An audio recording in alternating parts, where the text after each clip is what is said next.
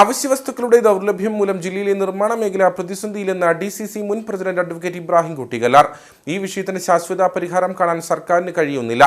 നിലവിൽ ജില്ലയിലെ ലൈഫ് ഭവന പദ്ധതി അടക്കമുള്ള നിർമ്മാണ പദ്ധതികൾ പ്രതിസന്ധിയിലാണ്.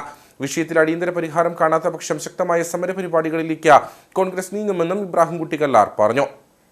കേരളത്തിൽ ഇടുക്കി ജില്ലയുടെ സമീപസ്ഥ പ്രദേശങ്ങളായിട്ടുള്ള കോറികളിൽ നിരവധിയായിട്ടുള്ള അനധികൃതമായിട്ടുള്ള പ്രവർത്തനങ്ങളും മറ്റുമൊക്കെ കണ്ടതോടുകൂടി പല സ്ഥലങ്ങളും അത് അടച്ചുപൂട്ടിയിരിക്കുന്നു.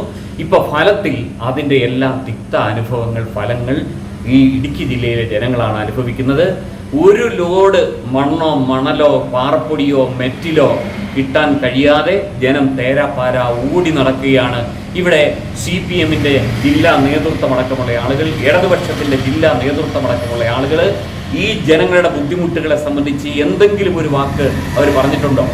ഇപ്പോൾ ഈ പറയുന്ന പ്രവർത്തനങ്ങളും കാര്യങ്ങളും എല്ലാം കൊണ്ട് ഉപദ്രവം ജനങ്ങൾ ഏറ്റുവാങ്ങുന്നത് CPM-നെ കൊണ്ടാണ്. CPM-ന്റെ നേതാക്കന്മാരെ, അവരുടെ മക്കളെ സംബന്ധിച്ചുള്ള ആക്ഷേപങ്ങൾ ഉയരുമ്പോൾ ഇതേപോലെ പാറപട ഖനനം പോലെയുള്ള വിഷയങ്ങളിൽ അതിശക്തമായ ജനകീയ കാര്യങ്ങൾ ബുദ്ധിമുട്ടിൽ നിൽക്കുമ്പോൾ ഇതിനൊന്നും മറുപടി പറയാതെ ഒളിച്ചു കളിച്ച് മറ്റു പല കാര്യങ്ങളും പറഞ്ഞിട്ട് ജനശ്രദ്ധ മാറ്റാൻ വേണ്ടി ശ്രമിക്കുന്ന ഇവർക്കെതിരെ അതിശക്തമായ ജനകീയ പ്രക്ഷോഭങ്ങൾ ഉയരേണ്ടതായിട്ടുണ്ട്.